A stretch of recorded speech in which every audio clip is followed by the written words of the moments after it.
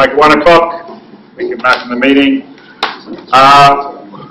Welcome members of staff, public and councillors and the press. This is actually the first proper meeting of the council of the QLDC for this triennium, so I welcome you all along. Before we kick off on the formalities, I'll ask for a korero from Dean Whaanga on behalf of Mana Whenua.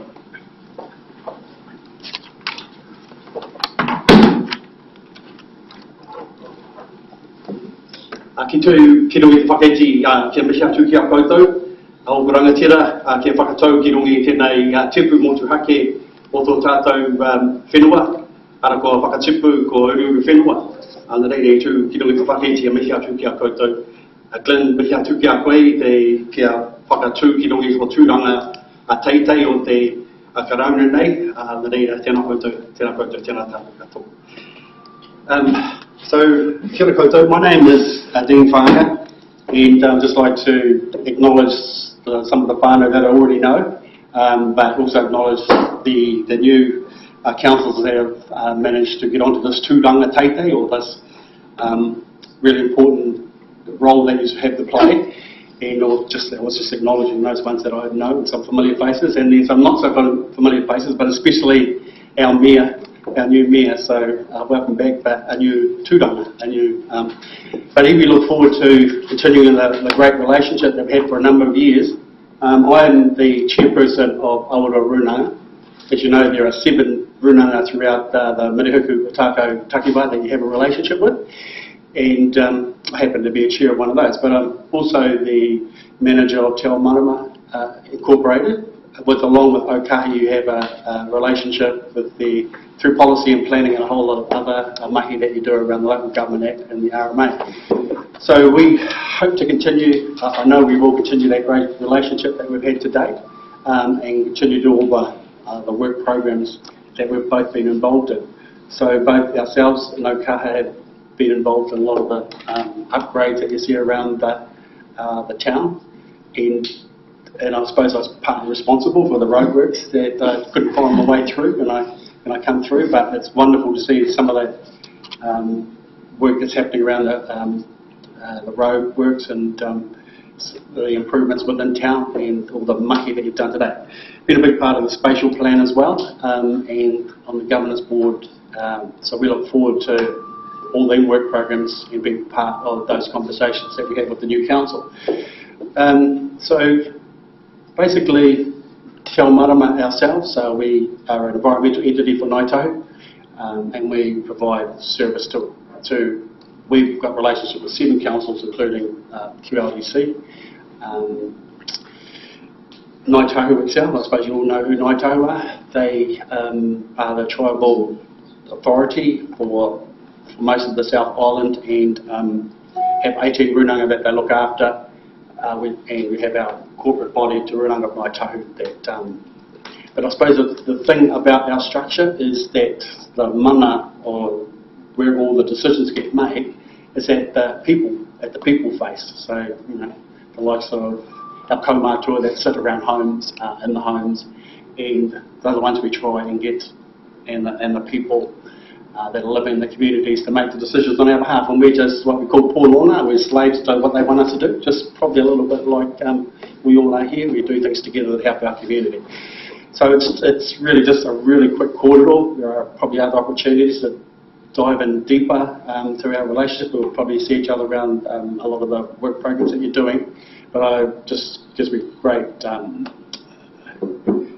pleasure to stand here and mihi to use, and just to be part of congratulating you all on the new council table, and look forward to all the mahi and all the best for that mahi. Thank you, Dan. Going forward. Thank you. Sure. Appreciate it. Good. So, good. Good point. Yep. Awesome. All good. Yep. Okay. Moving on to the next item. Apologies. We have one from Councillor Shetty, and that is all. Leave of absence requests, because I can do this at both time, or we've got one from Vicky. Go for it.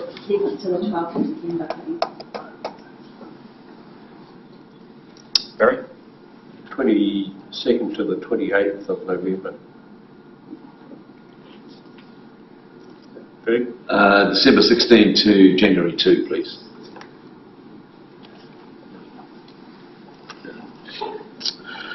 So I'll move that. Sorry. 29th and 30th of November. And sorry, 16, 21 of January. Any more? Okay. So I'll move apologies and leave of absence requests be approved. Do I have a seconder? Okay. All those in favour? Aye. Against? Motion carried. Okay, declarations of conflict of interests. Any?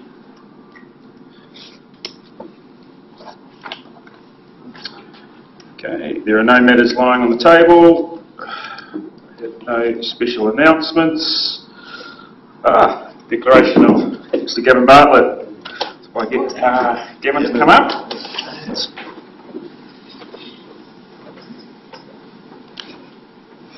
There's always one. Come through. Just want to read that one out loud. Okay, I, Gavin Stuart Bartlett, declare that I will faithfully and impartially and according to the best of my skill and judgment execute and perform in the best interests of the Queenstown Lakes District the powers, authorities and duties vested in or imposed upon me as Councillor of the Queenstown Lakes District Council by virtue of the Local Government Act 2002, the Local Government Official Information and Meetings Act 1987 or any other act. Okay.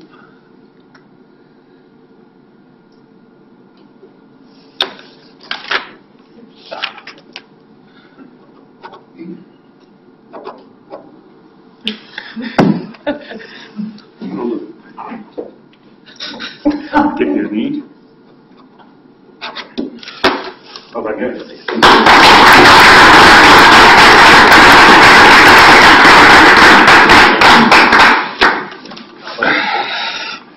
You can throw that pen in the middle. Right, public forum. We have 4 people that want to speak today. So first one, Pierre.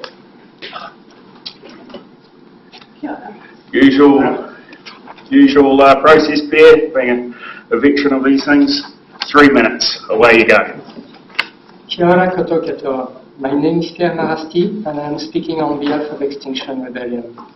Congratulations to all of you who have been re-elected and welcome to our newly elected representatives. These speeches are meant as a reminder of the climate and ecological emergency we declared. They are a way to keep you up to date with the climate collapse we are all living through and up to date with the actions that need to be taken. Our first speech with this new council is an opportunity for us to revisit where the scientific consensus stands. In 2015, at the COP21 in Paris, world leaders agreed that we should strive to be under 1.5 degrees of warming by the end of the century. Only 7 years later, and the latest models are now showing that we will reach these temperatures in 2030 already, and that it is now unavoidable. If we can't avoid reaching 1.5 degrees anymore, we still have a slim chance to avoid 2 degrees of warming, but it will require urgent changes. Why are these temperatures a limit not to pass? We are to that 1.2 degree of warming, and you must have already seen in the media the constant stream of record floods, fires and droughts. As a consequence, besides the sheer destructive power of these events, we are losing harvest at a record pace, threatening global food security. Considering that the temperatures will keep rising until at least 2040, even if we act, it is safe to assume that these events will get worse. We will need to adapt, but we can only adapt to so much. If we go past 1.5 degrees of warming, the damages to our infrastructures and to our food systems will become unmanageable. And most importantly, if we don't drastically reduce our emissions, we'll pass some tipping points such as the melting of the permafrost or the disappearance of the Arctic ice that will create negative feedback loops, making it impossible for humankind to stabilize the climate to safe levels. If we reach these tipping points, we'll become powerless spectators of the crisis we've created, and we'll have to face the consequences of our inaction. This is why our request to you all today is for you to make emissions reduction and environmental protection the priorities of this new Council. Climate change is infinitely complex, but our situation can be assessed and its understanding can be simplified through numbers. The scientific consensus is that to stay within 1.5 degrees of warming, we need to at least halve our emissions by 2030. Mayor Lewis, we hope that you will apply your engineering skills to this simple math problem, and that we will develop as soon as possible a clear pathway with yearly targets to all sectors, including international aviation, to at least halve the district's emissions by 2030. Thank you. Thank you. Don. You're up. Sorry, no, it was Don, not John. Sorry. That's all right. Good to see you so eager though, John. There's not two of us here, are there? No. Whenever you're ready. Afternoon, councillors. At Glyn's inauguration to council last time, I presented a verse, and now he's our mayor. I thought, right, he needs another one. So here it is. We have a new mayor, our man Glyn. No toss of the coin, a decisive win. As an engineer, he knows roads and pipes and traffic congestion, one of our biggest dislikes. From being chairman of our community board, problems in the town were a catastrophic horde. Next on to council, working tirelessly for us all, navigating the framework of local body law. Glyn as mayor of our town put a line in the sand. It's growing so fast, changes are grand. Challenges are grand. The goalpost keeps shifting as more people come. A dilemma you'll be facing on behalf of everyone. The chain of office is yours, Glyn, to wear with pride. A stewardship bestowed as our community guide. The leadership of our council is now in your hands. We wish you success in what on your daily plate lands. Thank you, Don. Congratulations, Glyn, and all the best. And we'll know you'll do a sterling job. Thanks, Don. Thank you.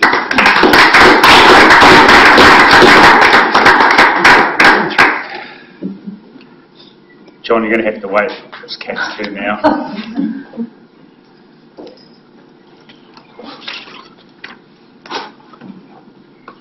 Are you ready? Kia ora koutou. Congratulations on being brave enough to stand and on being elected. That's a real honour. It's a big job. Thank you for being prepared to do it. I'm Chair of Wānaka, and in this capacity I've been following council governance of QAC closely for the last 4 years. We and many others have been critical of the hands-off governance of the previous council. So we are heartened by the responses to our airport governance survey, which show the majority of you are keen on a more hands-on strategic approach from council and for community involvement. We also believe that this council has the capacity and work ethic required to proactively use your legal path under the Local Government Act to govern QAC, because this is your responsibility. Under the LGA, your purpose as councillors is to enable democracy and to promote the full well-being of our community in the present and for the future. And the principal objective of QAC as a council-controlled trading organisation is to achieve the objectives of its shareholders, both commercial and non-commercial, as specified in the Statement of Intent. So the Statement of Intent process is really, really important. It starts with the strategic objectives that you set in your Statement of Expectations. I urge you to ensure you have strong input so that you can truly act as our community representatives. For the last several years, the SOA has been the product of the executive team with little or no councillor input, and Statement of Intent agenda items have minimised councillors' roles within the entire process. I've copied off the relevant parts of the LGA for you. As you'll see, you hold a lot of power to set the why of QAC operations. It's then up to QAC to determine the how. This is the appropriate split between governance, your job, and management, which is QAC's role. I draw your attention to Clause 6 of Schedule 8 that expressly empowers you to instruct QAC to modify the SOI, and QAC must comply. In 4 years, not one agenda item has mentioned this, and nor have councillors used it. despite QAC at times ignoring explicit SOE instructions. My handout ends with the unequivocal confirmation from Senior Legal Counsel for both Council and QAC that as supermajority shareholder, Council is in control of the airport through its statement of intent. These are direct quotes from their evidence at the High Court hearing that overturned Council's illegal 100-year lease of Wānaka Airport to QAC. Auckland Mayor Len Brown has shown you what is possible in terms of councils governing the council-controlled trading organisations. The Auckland Transport Chair who resigned is Chair of QAC. I certainly don't suggest you copy Mayor Brown's modus operandi, but it does point out that the dictate of the last 4 years that councillors should keep their sticky beaks out of CCTO governance can be challenged. Consultation since 2018 has consistently shown tourism losing its social licence through over-tourism and its myriad downstream effects. Even through COVID, there have been repeated calls for a tourism reset. The latest draft of the Regenerative Tourism Plan indicates this group has listened to community feedback on this front. This was a refreshing change. We look forward to this also happening around the council table. We are encouraged by your campaign comments, Mayor Lewis, that this will happen. We'll especially encourage Council to have a conversation with our community about how we want Queenstown Lakes to develop, how to manage growth and all its attendant issues. Again, thank you and I look forward to watching your work with delight. And I'm sure you love this reading. It's a whole lot less reading than you would have had to do on your own. Thank you. Thank you. John. But I didn't realise we were doing handouts, so I've done a handout. Do not talk to you. You should know that. Get over coffee.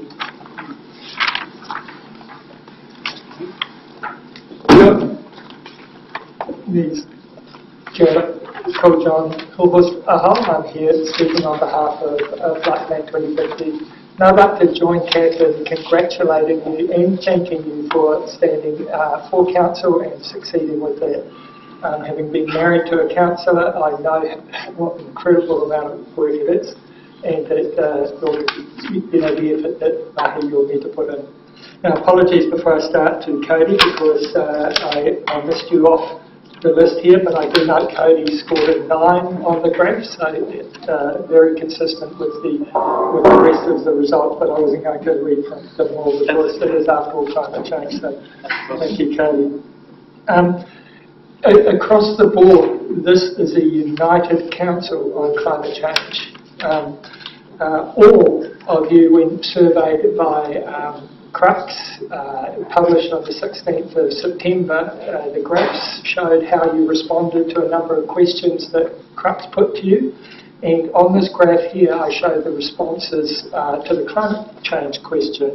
And you said, yes, there's a climate emergency and we need to act decisively.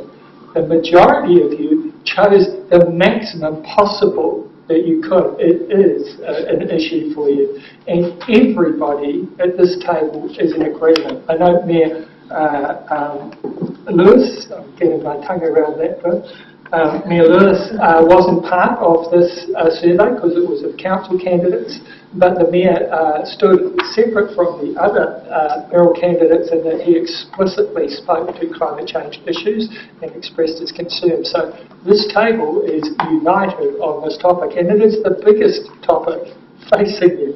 You've got a challenging 3 years. You're going to be, a council of change because we're facing post-COVID, we're facing climate change, we're facing urban spatial planning issues, a whole host of things. But you haven't trained regenerative tourism, you haven't trained the spatial plan for next year, and so on. There are huge things that you can do. This unity is exceptional on all of the other questions. You're opposed in different fractions, sometimes to a point of I positively agree and I most strongly disagree on the topics given you. So this is a unique position that you have, and I think it gives you a powerful mandate. You'll also notice that apart from, I think, Matt, every one of you scored higher on this question and positively on climate change than any of your competitors that didn't get in council. So you have a public mandate from our community, and it's this issue that is a signature issue that gives you all the same mandate. So I think that's a powerful position for you to be in. Now, the council, the climate change emergency was announced by not last council, but the council before you. Last year's council, after 3 years, struggled to give a couple of $100,000 for the climate change issue, and saw that as the straw that was breaking the budget that it brought to the community, a budget that's $250 million, and they're struggling over a couple of $100,000. To me, that did not express any concern around climate emergency, and I think that perhaps this council will take a little bit more focus. So I think you have your community's given you a strong mandate. It wants your leadership on climate action. Please have the courage to act boldly. Thank you. Thanks, John. Okay, moving on. Confirmation of agenda. That the agenda be confirmed without addition or alteration. Do a mover. Vicky, and Vicky Easter. All those in favour? Aye. Against? None. Motion carried. Confirmation of the minutes of the meeting. First meeting of the council following election. Meeting held on the 20th of October 2022. So the minutes of the ordinary meeting of the Queenstown Lakes District held on 20 October 2002 be confirmed as a true and correct record. I'll just note, Gavin, just going to have to step aside on this one. Do I have a mover? Gary. Seconded by Ferg. All those in favour? Correction. Can you just go to page 9 under the appointment of Deputy Mayor? It says on the motion of, it was resolved. It doesn't mention of the motion of who. The mayor. The The motion of the mayor. Well, I wouldn't say that. Okay, I must have an old bird. So I moved. On the motion of the mayor. Up here. Under number 6, appointment of Deputy Mayor, it says the resolution was on the motion of it was resolved. Just want to correct that, that's all. So you got the one, Jeff? Yes. So you're saying it should be the motion of the mayor? I'm happy with that. Yeah, it needs to have something in there. Yes. Whatever. Could just write it on. I don't know if it's a motion, is it? Because it's actually under your authority, under the standing orders, isn't it? So it's under the authority of the mayor. You still have to vote on the agreement. Yeah. Anyway, sorry. Okay, so who have we got moving and seconding? That's right, Jake. I missed the actual minutes that we're about to approve. Oh, Hopefully, right. Fingers crossed. Barry and I think Ferg, was it? Yes. Okay. Yes. So we've been moved by Barry and seconded by Ferg that the minutes of the ordinary meeting of Queenstown Lakes District Council held on 20 October 2022 be confirmed as a true and correct record. All those in favour? Aye. Against? None. Motion carried. Right. Agenda item number 1, page 11 on your agenda, councillors. Temporary Christmas 2002 alcohol ban, Queenstown and Wānaka. And who do we have? We have Anto, Vicky, and Betty. Right. Over to you, Anto. Becky sort of lead off with this, but firstly, welcome. It's the first time I've sat before some of you, but certainly recognise a lot of different faces. I'm the regulatory manager, look after quite a wide range of functions, everything from dog control, parking through to resource consent monitoring and enforcement, building that compliance, that sort of thing. I also look after the alcohol team and environmental health. And today's focus has been presented from the alcohol team, and I've got Becky Skills, who's the senior in that team, presenting this report. Hi, so yeah, as Andrew said, I'm the Senior Alcohol Inspector here at QLDC. This report we're presenting is a proposal, you can generally take it as read, but just as a bit of an intro, a proposal to declare temporary alcohol restricted areas in the Queenstown and Wānaka CBD over Christmas and Boxing Day. We've had this in place for the last couple of years. It sort of plugs a bit of a gap between the times that are already restricted in the bylaw. So daily between 8 p.m. and 8 a.m. there exists a ban anyway in these areas, and then from the 27th of December through to the 6th of January at 6 a.m. But in the bylaw, Christmas Day and Boxing Day aren't covered.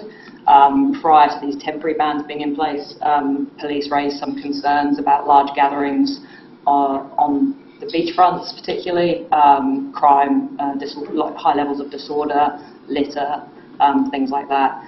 So the ban's been in place for the last couple of years, and we're proposing it again this year. In the new year, there will be a bylaw review, and we'll look to make this more permanent. But at the moment, it's just a temporary ban that we're proposing for this year. And a slight amendment to this year is in the past, it's been 48 hours, Christmas Day and Boxing Day. Because this year Christmas Eve falls on a Saturday, there's also a proposal to include Christmas Eve as one of the options. So the recommendation would be that the ban covers Christmas Eve, Christmas Day and Boxing Day, but another option is just to stick with the 48 hours that we have previously. Councillors, questions? Just go Lyle, Ferg. Yeah, could you just clarify, paragraph 8, it specifies all the local government requirements. Nowhere in here have I read any evidence or suggestion of evidence that there's a problem in Wānaka. So I do not understand how you can, under this proposal, extend it to cover the ban in Wānaka, where there's no evidence being provided that we have large gatherings on the lakefront there. And if you're going to do Wānaka, why not Frankton, where the other places where we've got bans? So I just don't understand how, under the Local Government Act and the bylaws, that you can include Wānaka. There's a big point you're making to some degree. We really work closely with the police around this ban, getting their feedback around it, and from working with them and putting it in place, we have found that we haven't had the issues, but it's one of those ones where when you're managing an issue, it's hard to measure whether there is an issue, but there hasn't been as much of an issue in Wānaka previously to the ban as there was certainly in Queenstown. We're trying to be consistent with both sides of the hill. But what about the other areas? The other areas, we don't have to comply with this requirement of Local Government Act? We do, and it will certainly get a lot more tested during the bylaw review process. Under the temporary ban, there is expectations that we do test it, and the feedback we've received from the police is that it's helpful to have the ban, because we've already got bans in place. It's just this one period we're trying to plug. Right, so I won't be able to go down and have a bottle of bubbly on the lakefront on Christmas Eve. That's correct. That's what you're looking at. And that's one of the options. Christmas Eve, you could look at option 2, for example, just focusing on Christmas Day and Boxing. Or do nothing. Like there is the 3 options there, and we're giving you guys. My main concern is I don't believe it complies with the Local Government Act. We've got no evidence, so I can't support it. Okay. Yeah, just through the chair, thank you, Your Worship. The ban over the last couple of years has proved its worth. Feedback from the police is that it has, from my enforcement officers and the alcohol officers that have been out during that period. We're not seeing the issues. Certainly there hasn't been the large gatherings. It's hard to measure over the last few years, as you're all aware. There hasn't been the number of tourists in the district. This year, obviously, with the COVID restrictions being lifted, we're expecting more people to be in town. We're seeing that already. There's confidence that this ban supports the police. The police made it very clear that the more restrictions there are, there enables them to take a better education approach as well as enforcement when it's required. Thank you. Any further questions? So, Nikki, any comments? Thanks. Just wondering about if we've received any complaints in the past about the ban. No. We were interested to see whether there'd be pushback from people within the community. I think partly it doesn't appear to be many people affected by it that are long-term community members. Like traditionally, when we've had the issues of the gatherings, it's been more of the transient tourists who have gathered in significant numbers. Like the peak period was roughly 2,000 people on the beach on Christmas Day, pretty well intoxicated. But I think that's why we're not getting the complaints. Most local people, or people who have a bit more of a base here, they're celebrating Christmas at home. Next question, have they got any evidence of displacement? Because the objective is to reduce it in public places. Yeah, and that was something that we weren't sure whether we'd have that displacement. It was very limited. The same concerns were through that crate day process, which was done prior to the Christmas Day issue, and we haven't seen as much displacement as we thought there could be. There was some. In Crack Day there was a minor amount. Well, there has been some, but not significant. But there wasn't on Christmas Day? No, on Christmas Day we haven't seen it. But again, I've got to put that in the context. The timings with this, we haven't had the huge numbers of people in the district either. And last question, just Lyle makes a very good point because we have to follow the law. Yep. You're saying there's not evidence of a high level of disorder? Well, there's evidence supplied from the police, is what I can tell you. Do we have the evidence of high level of disorder in Wānaka? It's just it's a matter of what are we? It's a tricky one with Wānaka, and with any of these things, but with Queenstown there is a significant amount of evidence. Okay. And when the ban was first put in, because we've got to remember the ban's been in there for a while now, there were more issues starting to trend with Wānaka, but it's been timed at the same time as the decrease in the number of people in our community when that first ban was put in. So we've seen a trend upwards with Wānaka. We already hit a peak with Queenstown. Bans went in place, and we haven't seen issues with the ban. So we know that the ban is effective, but we haven't actually measured it in the time of peak amount of people. Oh. Yeah, thank you. Well, firstly, I signal that I'm very supportive. I'm happy to move this. Secondly, I just wonder through the Mayor whether we do have one of the local officers here and whether we might just extend, if appropriate, an invite to suspend standing orders and bring him forward if he wishes to speak. If he doesn't, that's fine. And just that, there's no question there is evidence of disorder in the absence of an alcohol ban. Whether that extends to Christmas Day in Wānaka is uncertain because we have had an alcohol ban for the last couple of years, but there is no question there is disorder in the absence of the ban, and that there is right through the New Year's period. So I'm very supportive of that. I'm very supportive of the police and their request to extend this ban. I see no reason not to. Question? No question. I'm happy to. Well, I knew that if you wish to extend that invite or not. Okay, so thank you. Just for consistency's sake, we don't allow it on other issues. So thank you for your suggestion. So go, Lisa. Are we expecting an increase of risk of congregation with the advice we're receiving from food and beverage operators that they will be not open on Christmas Day and the statutory days because of the worker crisis? So we've got a lot of licensed premises that traditionally would operate over this period that won't be. I'm assuming that may drive more numbers to like the Wānaka Lakeshore and things.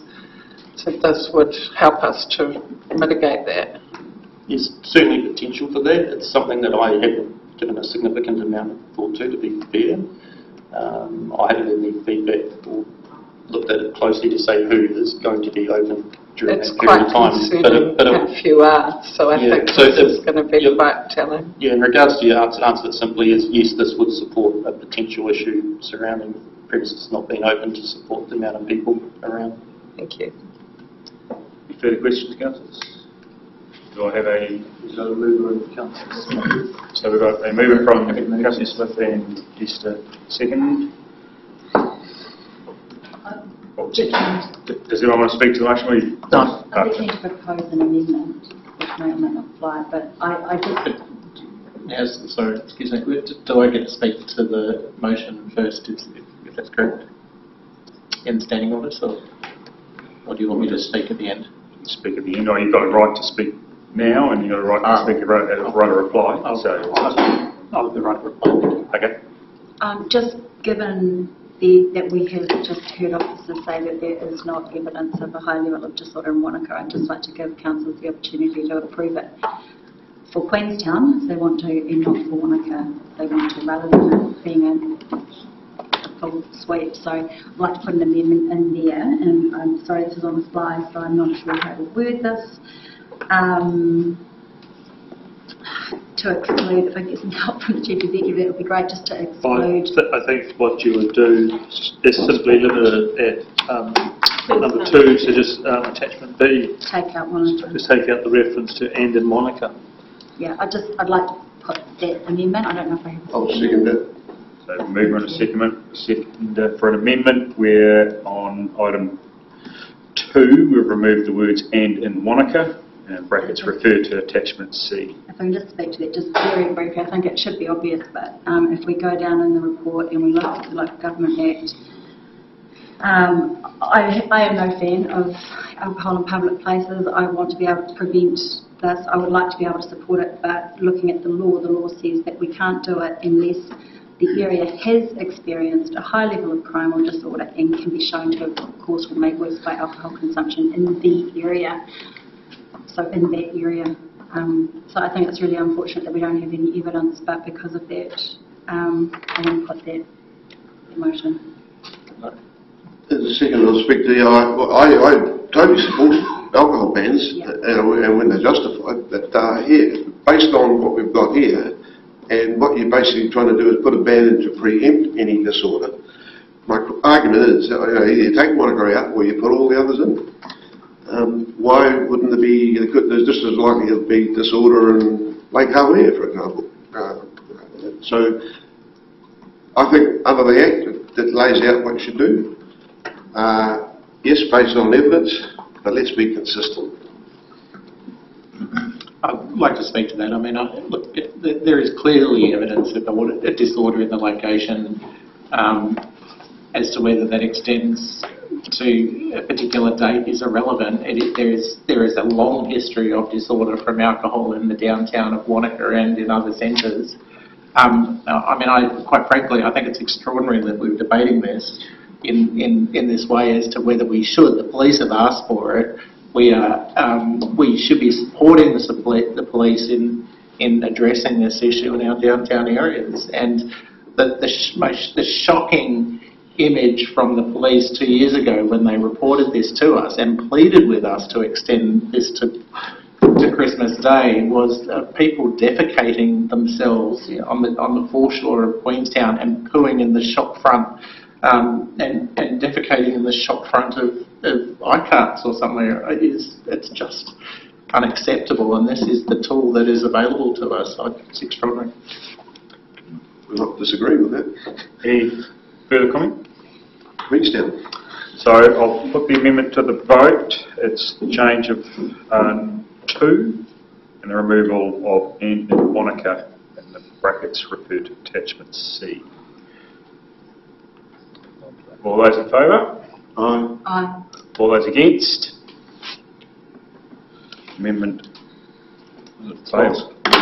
Lost. Rightio. Now we go back to the substantive motion where it is 1. Note the contents of this report. 2. Accept by resolution that temporary alcohol restriction areas be implemented between 8 AM Saturday the 24th of December to 6 AM Tuesday 27 December 2002 within the highlighted areas in Queenstown, refer to attachment B, and in Wānaka, refer to attachment C, and authorise the public notification of the alcohol restriction areas by publication in the Otago Daily Times, Southland Times, Mirror, Mountain Scene and the Wānaka Sun, along with placing information on online forums such as QLDC's Facebook page and website at least 14 days before the restrictions take effect, and or authorise officers to display appropriate signage in conspicuous locations in or adjacent to the geographical areas subject to the temporary ban. All those in favour? Could we speak to the motion? I just want to make it very clear that I absolutely support the bans, and I wish that we could use this as a preventative thing, but we can't. I think it's incumbent upon us and the police to get the evidence. We know the law, to get the evidence to support the position that we're going to take. So, yeah, I really want to support this ban in Queenstown. I can't, under the law, support it in Wānaka, so that's why I'm voting the way I'm voting. Thanks. Can I speak to that? So go. So I think the reporting, no offence, but if we had that somewhere in here, it would probably have helped given the situation that we find ourselves in. But we do know anecdotally that evidence is there, and we have had workshops in the last year to that effect, where we discussed a lot of issues that have come about because of disorder in Wānaka. So for that reason, I'm happy to support it, although we don't have the evidence stated in this particular report. I would note in paragraph 13 that for the last 2 years Council has been satisfied that there's sufficient problems in Wānaka to justify this temporary ban. And I would also point out that the temporary ban is only an additional number of hours to an existing ban that already operates in these areas. Any further discussion? Well, yeah, thank you. Yeah, I just want to close that out. Look, I think there's no question. And for the new councillors and any councillor here, I encourage you to attend the debriefs from the New Year's events, which I've done on a number of occasions, and the planning mechanisms by which we plan those events. Speak to Jan Maxwell and the team who are engaged in that. There is no question we have had problems with young people gathering under the influence of alcohol on the Wānaka lakefront, right from earlier than we had expected in the past. I would just signal that this is all we're doing is adjusting the start date of the ban by 2 days in order to encompass the Christmas Day, and it already exists right through over the New Year period. I would signal that all we need to do is actually amend the bylaw to include this, so we don't have to engage in this ongoing discussion each year. There is clearly evidence to do so, and I'm fully supportive. So, yeah, please put it to the vote. Okay, bring it to the vote. All those in favour? Aye. Aye. All those against? No. Motion carried. Item 2, new councils. Thank you, everybody. So appreciate the discussion. Thanks, Endo. Item 2, new council standing orders, page 31 in your council papers. Okay, Niall. Kia ora. Have your report. Do you have anything further to add? No, I'm happy to take the report as read. So, questions, councillors? No.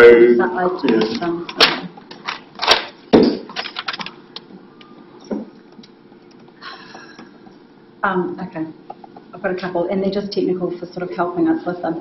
3.5 says the motion to suspend standing orders must identify the specific standing orders to be suspended. Is that a statutory requirement? Is that, I just see that causing some issues. So 3.5 in the proposed standing orders? Yeah. I've just never seen that done before. Seems What odd. page are you on, Nikki? I'm just and the 3.5. actual standing orders, sorry. Attachment. Yep.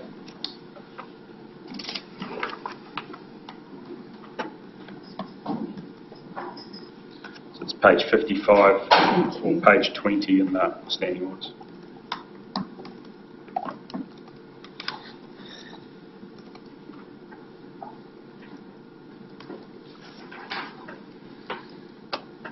Sorry, what was the question? The question was, I think it says, and sorry, my glasses, the wrong glasses, but that the motion to suspend standing orders must identify the specific standing orders. We have always just said, let's suspend standing orders, blanket.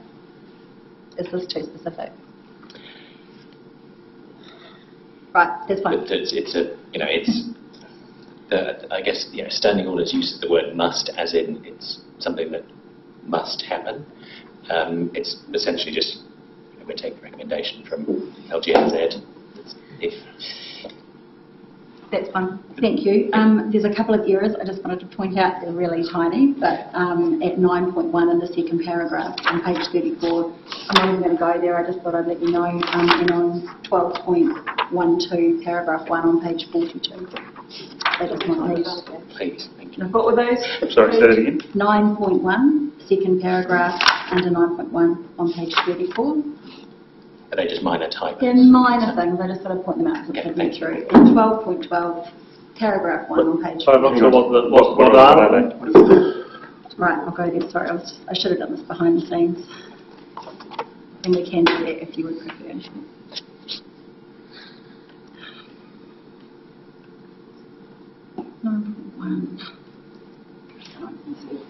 So, yeah, sorry, my computer's now not.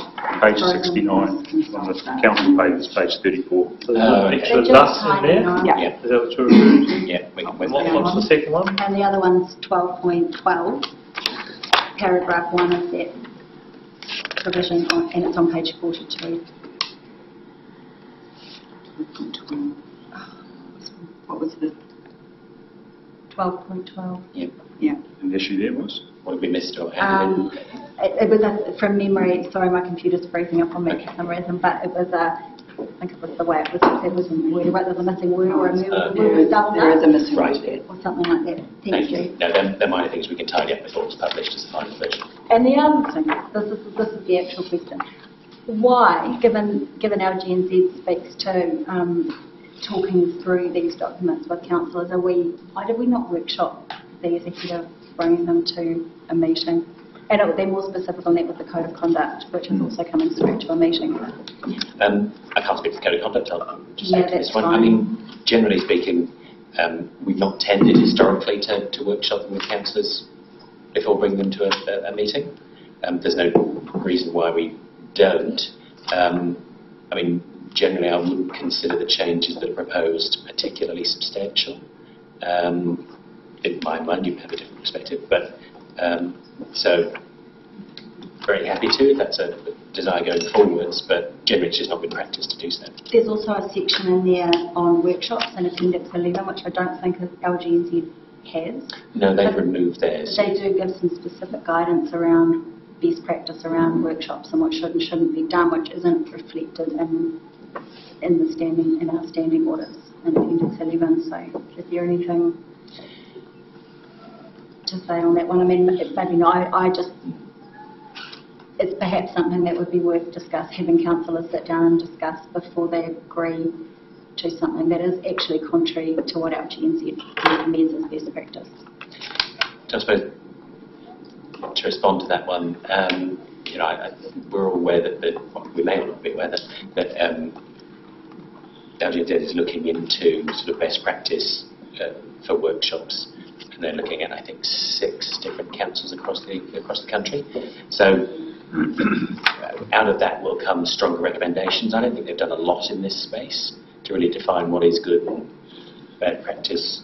Or prudent for us to wait until what their findings are before we make any substantial changes to our own workshop practice. There is a document that goes with their template, and it's their guidelines, and it is quite specific on workshops and what should and shouldn't happen. And basically the recommendation is where the public could be allowed in, they should be allowed in.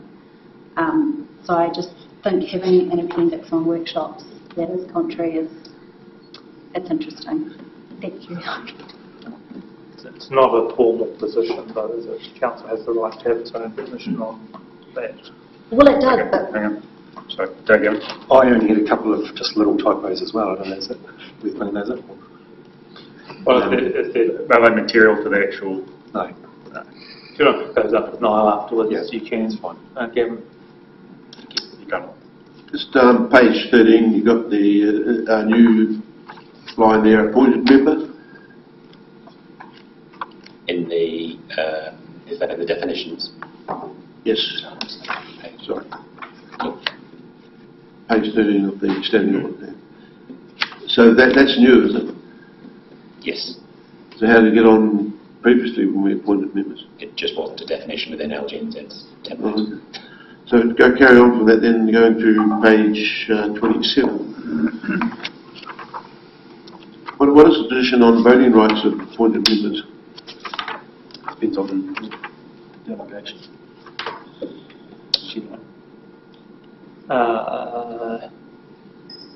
Yes, I think the delegation can be established by a resolution of council, whether they can be voting or non-voting members. That's covered in the delegation. Well, it could either be specifically, if a member was appointed at that stage, the council would make a decision whether that was a voting member or not. Okay. Yeah. Any further questions? Thank you. Any further questions? Okay. So, new standing orders. We're going to have a mover or seconder for note 1, note the contents of the report, and 2, adopt the proposed new standing orders. Do we have a mover? Councillor Ferg, seconder. Councillor Guy. I'd like to propose an amendment to that. Do you want to speak, or we want to preserve? Fine, Lisa.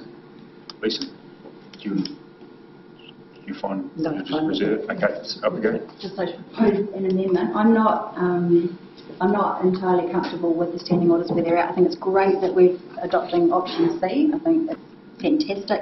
Lots of good stuff in there, but how some of these provisions are executed or used by the chairs, how the workshop provisions go for us and where we sit as a council.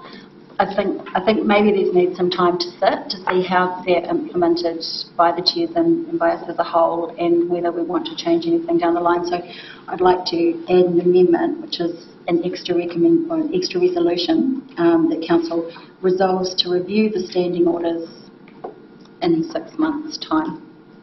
I'll second that. You want to speak to the amendment? I can speak to them. I probably started with that, but we're a new council, we're largely new members, and I think it's going to take some time sort of working through these meetings and our workshops and our process to understand what we want. I think there's a massive opportunity in this document and also in the Code of Conduct to drive the culture of the organisation and the direction that we want. I think we need to learn to look at these documents from a perspective of this is what we need to work as a team, but also how it impacts the community when they read these documents and they read things that say, you know, that the chair, if they've previously spoken on an issue, may be stopped in the middle of that presentation and told to go and sit back down. What message does that send? And so I think in 6 months' time we might have a better idea of how this works and how we might like to change them to drive the culture of how we work. So, yeah, and I think LGNZ certainly recommends that we do that with the Code of Conduct, so I don't see why it wouldn't be a positive thing for the standing orders as well. Thanks. Any further comment? Might have my order out of here, so apologies if I've got process wrong. I'd like to speak to the benefit of that, excuse me, best practice and across the sector, and following the standard orders suggested by LGNZ. While we could put a local feeling to it, it has been tested. It is a benchmark for us to work to, and that's why I support it. So I've put the amendment. Yeah, so you just need to put the amendment to, so that's additional of point 3. So that the proposed standing orders will be reviewed in 6 months' time. So that's all you're voting on at this That's stage. all you're voting on is just that additional extra point 3. So all those in favour? Aye. Okay, so can you just be very clear who wants to vote for these things? Can you keep your hand up if you're in favour? All those against? So motion carried. Who was against, please? So, Quentin, Lisa, the Mayor and Food. Thank you. Okay, now we go to the substantive motion. Now I've just got to check to make sure the mover and the seconder are happy with it. Considering that both yourself and Lisa voted against the amendment. Yeah. So I'm going to ask you, are you still happy to continue with the... So you can ask them if they're happy to continue to move the motions with the amendment. If not, they can, you can call for new mover and seconder. Sorry, we're in the position, but... Probably doesn't make sense to the seconder, does it? Not if you vote yes. No, voting against the amendment. No, I'll withdraw. Okay, so I'll open it back up to the floor with 1, 2 and 3. I need a mover. I'm happy to move. That's Nikki, the seconder. Oh, sorry, what we're doing now? Because the original motion, Yeah. 1 and 2, Yep. was moved by Councillor Ferguson and Councillor Guy. Yep. Then the amendment came on with 3, Yep. but Guy and Ferguson voted against that amendment. They withdrew their moving and the seconding, so I've called it open again, and I have a mover with Nikki, and I'm now looking for a seconder for With 1, 3. 2, 3. Okay. Yes. I'll second it. Okay.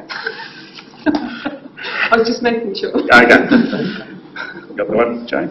All good. So, all those in favour? Aye. Aye. All those against? Motion carried. So it was Lisa Ferguson. All good? That's a really good example of standing orders. We got this, right.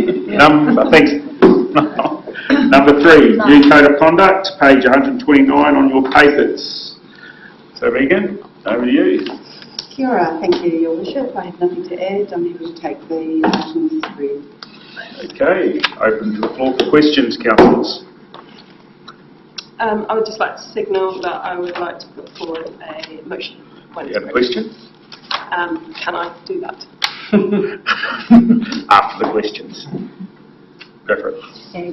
I'm just wondering why, given that we're doing LGNZ best practice and LGNZ recommends that this is not just brought to a council, that it's workshopped with that council, because it shouldn't be rubber stamped. I think that was their words, and given that I had suggested that a workshop would be useful, why did it get brought to a council meeting rather than workshopping? Well, I can answer that, but I think that was a suggestion that you made. I don't think if this council wishes to have a workshop on the code of conduct, that is absolutely something we will make happen. You're not precluded from adopting the code of conduct today and having as many workshops as you wish to have to embed that code, to actually perhaps review the behaviours amongst yourselves, or whatever it is that you want to do with your code. We did bring you and step you through the changes in a workshop, which was part of the induction, and to be fair. And you have had the code of conduct for something like 10 days, which is over and above the period you would normally have a document to consider and give me feedback, although I personally have not received a single piece of feedback from any councillor. So I am before you today with the code of conduct as it stands. Okay. And I think I have had some positive feedback. That might be about it. Thank you, that's all. Any further questions? Quick one on page 10 of the document, just to clarify the two-step. Page 174 of your council pages. 145. 145. Sorry. Yep. Oh, sorry, jumping. The two-step process. Mm-hmm. I didn't read it, maybe to read it properly. It says here, after the first part, the initial assessor who determines whether the complaint is valid and if so can refer the complaint to the mayor. I thought that it was going to back to So whereabouts are you, sorry, Darren? page down the second last paragraph. Second last paragraph. Oh, that's last paragraph, sorry. Two-step process. The notice chief executive refer all complaints to an initial assessor who determines whether the complaint is valid and, if so, can refer the complaint to the mayor. So that is as a consequence of the initial assessor determining the outcome of the complaint. Yeah, okay, but I thought it went to, not to the mayor, went to the... It does go to the chief executive, but the initial assessor could say, well, I think that this matter could be resolved through a conversation with the mayor and the elected member. It's a sort of a... That's good. Thanks. Just trying to take a view of trying to de-escalate it instead of going straight to it. Yep. Understood. Thanks. Thank you. Any further questions?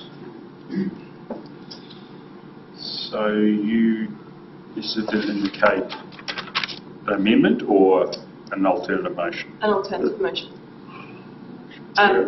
So my suggestion is to leave the new code of conduct lying on the table until the January full council meeting.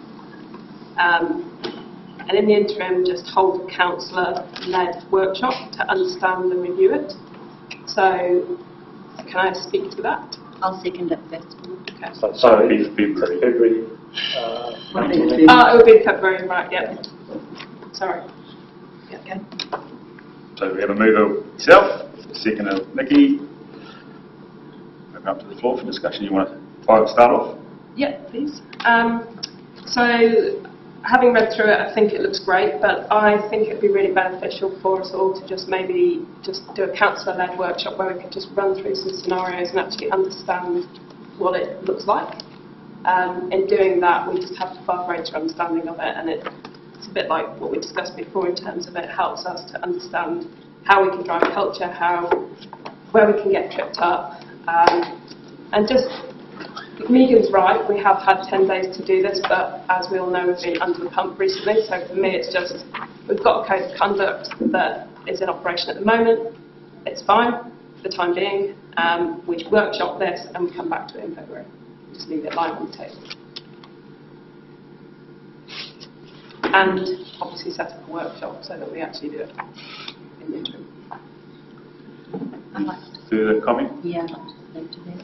Go for it. I did send some information around. Look, I think we need to approach this not as it will be a document that will sit in a drawer, but a document that can be used by you, it can be used against you, and it's really important that we get it right, because when if it's not right, it can influence the culture around the table, which goes right the way through. It feeds into decisions and outcomes for the community. So I think we really need to get it right. I think there's some opportunities as well that are potentially missing in there. LGNZ gives us a base document, but they don't mean us to just adopt it as is.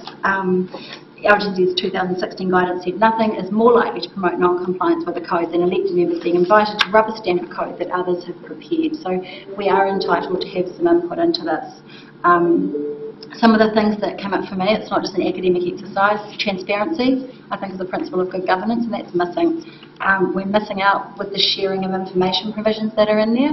I think it's really important that we all around the table know what's going on and have access to information and have an opportunity to contribute where the council is being represented. So I think we could expand on that section. I think we need to consider whether, when there is a breach, whether the context of that breach needs to be considered by an assessor and an investigator. So why did it happen? What was the surrounding circumstances? It might be that we decide they don't need to be, but I think it's worth discussing having been through that process. The draft says the respondent doesn't necessarily get to see the full unadulterated complaint against them. Having been through that process, it's critical that you understand the nature of the complaint and all of the detail and get all of the information so that you can respond appropriately. I think it's critical that any independent investigator has to hear from the complainant and from the respondent so that they can make a good and fair decision. It's very difficult being the subject of a complaint if you can't put across the information that you feel you need to. That's fair, I think. And there's some other opportunities, you know, Auckland's code, I had a look through it, it's not the standard template, and it actually talks about forgiveness. So if somebody makes a mistake around this table, you know, do we hold it against them for the rest of the term, or is there an obligation on the rest of us to actually forgive them and move on? All of these are things that relate to my own experience after having 3 code of conduct complaints made over the last term. So I think, you know, other people will have other things that they can bring to the table, but it's a really useful opportunity, I think, to sit around and go, how can we use this document to drive the culture that we want to drive in this organisation and around this table? And I think we're potentially missing an opportunity by just rubber stamping our GNZ's template. Your Worship, I'd quite like to respond if you would like, through you. I'll just allow... Those minutes. Oh, I'll just allow councillors any further. So I'll just say something from my view. We're just starting out. It's a new code of conduct, yes. We've had it for 10 days and we haven't had any feedback, as the officers just told us, apart from positive. We talk of transparency, but yet we want to go into a workshop and consider how we behave and how we decide how to keep ourselves and look after ourselves behind closed doors and then come out and vote on it. That bit I am a little uncomfortable with. I want to keep this council open and to suggest to go into a workshop to figure out how we're going to operate does raise alarm bells for me. Point of clarification. No, hang on. I'm entitled. Sorry? I'm entitled Excuse to me? raise a point of clarification. No, I'm speaking. And so that is the reason why I'm uncomfortable with the amendment before us. And I prefer, if you want changes in this code of conduct, we're here, open in the public right now. Let's change it. We'll go through it. We've got all afternoon if we have to. So that's where I'm at. So, Point of clarification. the only person that has is... Sorry, point of order. I'm entitled to raise a point of clarification. Some standing orders, I've just read it. Which one? Which one are we on about? What's Jane? I'm entitled to raise a point of clarification. And it's up to the chair. Okay, thank you. Off you go, Esther. So I guess to me the reason that I put this forward is not actually because I see anything as problematic. It's quite the opposite. I think it's just, for me, it would encourage us to have deepened understanding of our roles, our relationships, our governance and our transparency. So I don't know, to me it's just a no-brainer. It's like, just give us a little bit more time and come back to it. So it's not changing anything, it's just saying leave it on the table until the next full council meeting in February, and it just gives us a bit more time. And workshopping it, I don't think is because it's council led, is behind closed doors. This is an open workshop. Can I just ask a question? I'm not quite sure what you mean by council-led workshop. Well, I guess I'm trying to understand what you mean by behind closed doors, because it's not in public forum now, you mean? But we're only workshopping through to my understanding of why we would workshop it is just so we can have a deeper understanding of it and talk it through and deliberate, and as you gain understanding you do that through talking to one another. At the moment we've read it independently but we haven't had a chance to come together. So to me it's just about coming together. Right. It's right reply, so we... Well, just to assist, I can respond to those points that you raised, Nikki, very briefly, but if that assists, because I do think Nikki has two matters that I'd be more than happy to put forward, and I can respond to the other points. I think we've discussed it enough. We've had right reply from the mover. I'll put it to the vote. So can I just note that if there's going to be changes after the workshop, then we'll probably have to schedule for the 23rd of March council meeting. Because if you're going to have a workshop in January, which presumably is going to be the end of January. Well, we can have the workshop in December. Well, I'm not sure whether, well, that's for the mayor to decide. Yeah, but I mean, it doesn't have to be really late. Thank you. Can I go put it to the vote now? Okay, I thought if you wanted to, you don't want to sort it out here now, you said you're going to work all afternoon to sort it out, but the change... Well, that's depending on the outcome of this vote. Oh, okay, sorry. Yep.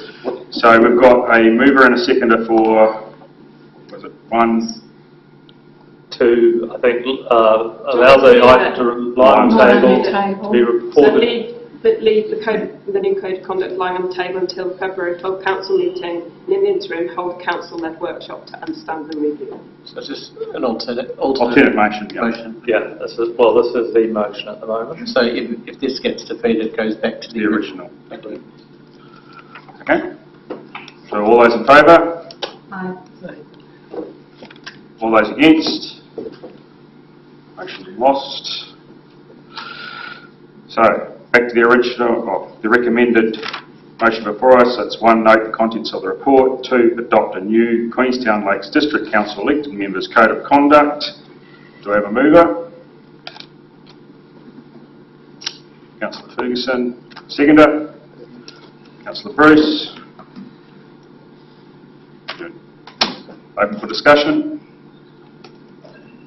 Well, just the points that were raised before, I think, are they possible to, you talk about, you wanted to add something like transparency? Yeah, there are a list of things that, I'm quite happy to go through those if it helps.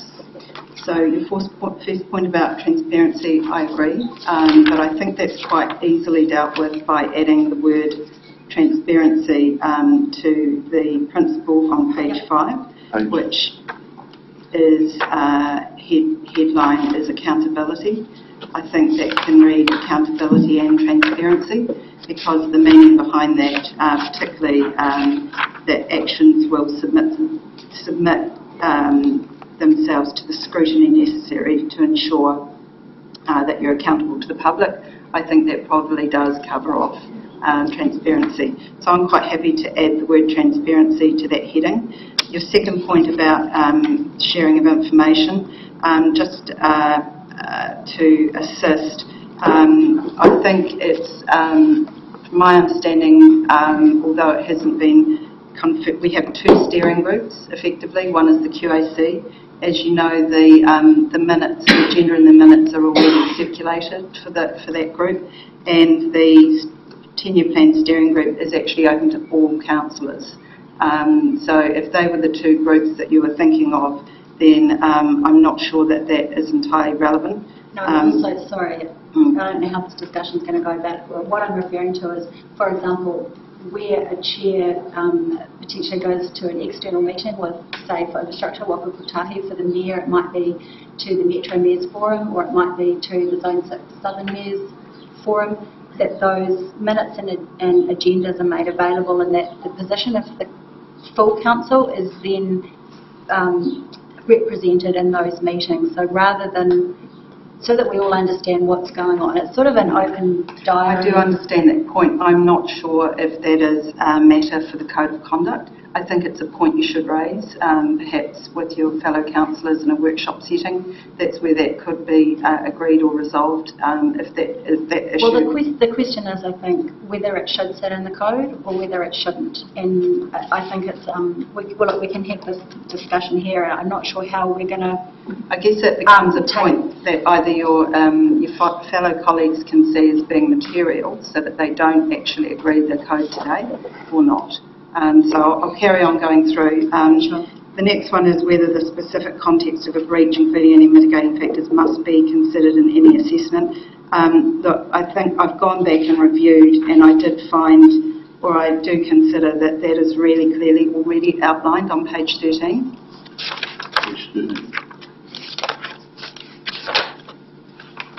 Do you have it in front of you? Could you read out Yeah, I what do. it says? Thank you. Yeah, I can. Awesome. Right. Sorry, 1 minute. So, in determining the significance of an alleged breach, the independent investigator will undertake an investigation, and I think that gives a broad discretion appropriate to the scale of the breach, which may include interviews and other affected parties, and prepare a report for the Chief Executive. The next sentence says, when considering the issues of significance, the independent investigator will need to consider a range of factors before deciding. And those factors are listed. Such as, and I just thought it would be very useful to include that as one of the such as. The wording would be... Such as any mitigating factors. Including the specific context of a breach, including any mitigating factors. Including the context of a breach. So that's just a fifth bullet point on page 13. Yep. I don't have any. That's great, thank you. The fourth one I had was whether the respondent should have the right to see the full and unadulterated complaint. So with that one, Nikki, I think I thought about that quite carefully. I think where you have a complainant whose privacy, and I can think of an example, but I'd probably prefer not to give it, but where they've made a complaint, but there is a privacy matter at issue, you might not have the full complaint disclosed to you. Now, it might be that they have some physical disability that you're not aware of, and they don't want you to be made aware of that, or anybody else. It's a private matter to them, but that is the part of their complaint to you, if that makes sense. I think that could be specified. Hang on. So can we just clarify which section we're referring to? This is right for a good workshop. Yeah. Still we're having a first open workshop. Yeah. Yeah, well, it's not there. I think the point is that you're making, isn't it? It does. No, there's a clause and look. Sorry, I haven't gone into detail writing that in front of me, and going through on my computer's a bit tricky. I don't support that change. But it says that the complainant is not entitled to the unadulterated complaint. Yes, and I think that needs to be, if I was workshopping this and improving it, I'd be clarifying which circumstances justified not giving the full complaint to the complainant, to the respondent. Yeah. Well, I think this is a matter that either your colleagues will agree with you or not, and they can vote against the code. So let's perhaps let that one lie. Add to that conversation, I just don't think you can preempt all the possible things, but that's the point for which it is being assessed, because it might sit outside an unknown circumstance. You cannot preempt every possible circumstance. It's impossible. I think as long as the general... Right, I think set it up. Lisa? We're just, I've been involved in code of conduct challenges where there has been a requirement for privacy that would be unable to be disclosed across more than one situation. So I can back Megan up and saying there's definite instances where we would not be able to share that. Exactly. I think as long as the wording Mickey. Through me, please. Sorry, through the chair. Sorry. Okay, hang on. Anyone else? Right. I can finish off the list if you like. When go you're for it. So the next one is whether the independent investigator must instead of may, as on page 15. I agree with that one. I'm quite happy to change that to will. So page 15. Page 15, where it speaks to whether the investigator currently says the investigator may hear from the complainant, and I agree that we can replace that with will. Thank you. Yeah. Okay. So I have that one. Before us, the changes are page 5, transparency and accountability. Yes.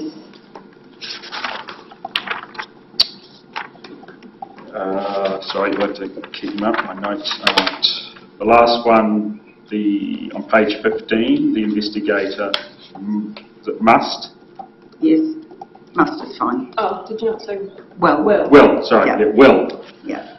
And on page 13, the last bullet point will state, including context of the breach. Context of the breach. Okay. So those are the three that can be, number 2 can read, adopt a new Queenstown Lakes District Council elected members code of conduct, subject to the following changes. A, page 5, add the word transparency to the accountability heading. B would be to add a final bullet point on page 13, including context of the breach. And C would be page 15, change the word may to read will. And do we need to be clearer at page 15? Or we kept? No, I don't think so. So just to go back to the point regarding the unadulterated complaint, which is also the reference on page 15 here. It's the third arrow-headed point in there. And just trying to, I think that the principle of full disclosure is the right principle, but actually we need to continue to have regard to the privacy of the parties involved. So it does seem to me that, and I'm not sure, Megan, whether this is the wording direct from LGNZ that's here in front of us in that bullet point or not.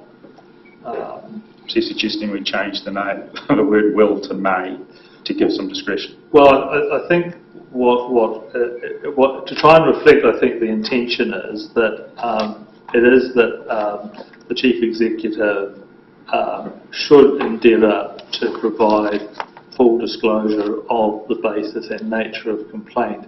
However, will have, in all circumstances, will have regard to the privacy of the complainant. Did you get that one, Jay? So that was D. You read that one out again? Can you have it in memory? Chief Executive will endeavour, I might ad-lib as I go, will endeavour to provide full disclosure of the basis and nature of any complaint to the complainant, whilst having regard to the privacy of the complainant and the complaint raised, or any privacy matters associated with the complaint and the complainant. Okay. Okay. Thank you, Chief Executive. Well done, councillors. I'm going to put it to the vote. We've got to move her in a second again. And so just note that this requires a 75% majority, so it will require 8 to vote in favour of it. So, to the vote. All those in favour? 1. All those against? Motion carried. Unanimously. Well done, councillors. Well done, officers. Thank you, Megan. Thank you. Item 4, building consent submission for retrospective approval, page 161 of the papers. And we have Jennifer, is it? Yes. And Kerry. Karen? Yep. Gavin? Over to you. Tēnā koutou. Just a little bit of context around the timing. So the submission was written, circulated to councillors in August, submitted to MB then, but is being brought now because of elections and induction processes. So there is sometimes delay with submissions as to when we submit to agencies and when we can bring it to you for approval. So aside from that, I'll take the submission of the cover note as read. Questions, councillors? Well, I do have one of the Chief Executive, if I may. The previous mayor was on a working group to discuss this issue. Is there any movement of that group, or has it been dissolved, or what's what has happened is that group's become a more technical group, and I've been appointed to that group. That group will be is continuing to meet on the review of the building consent system, and also I think the group in general is also very keen to explore with MB the continued issues of building liability. Thank you, Chief. So before us we've got note the contents of the report and approve retrospectively the consents for the review of the building consent system submission. Do I have a mover? Nikki and Esther can second. All those in favour? Aye. All against? No. Unanimous. Thank you so much. Thank you. Brilliant. Thank you.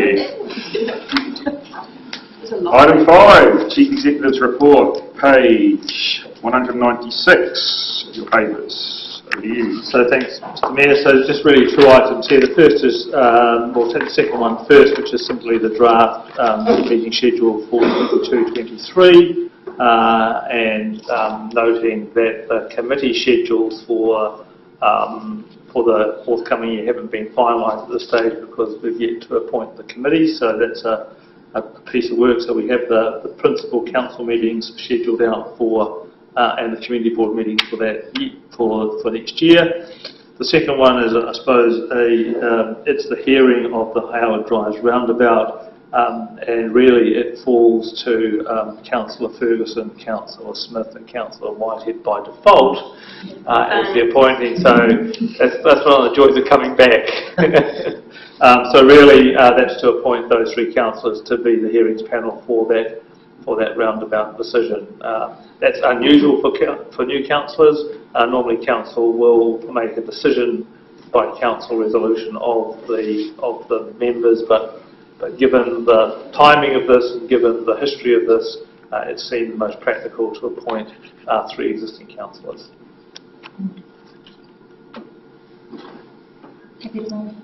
So, all good. So, right, so we've got before us the contents of the report. As the Chief Executive said, 2, appoint Councillors Ferguson, Smith and Whitehead as a panel to hear submissions on the Waka Kotahi Alex Drive roundabout and make a recommendation to full council. And 3, adopt the 2023 schedule of ordinary meetings of the full council and Wānaka Upper Clutha Community Board. Before we do that, I'll just note that I've gone through it.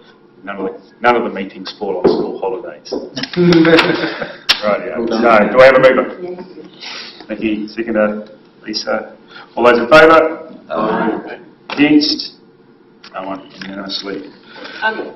Thank you. Sorry, outside of standing orders, I would highly recommend the good decisions making course that it mentioned in here. I'm sure. Maybe we'll touch on that tomorrow. Okay, well, let's do that. Okay, so I'm going to ask, it moves on to public exclusion. So I'll ask for the video to be installed. Before I do that, I'll just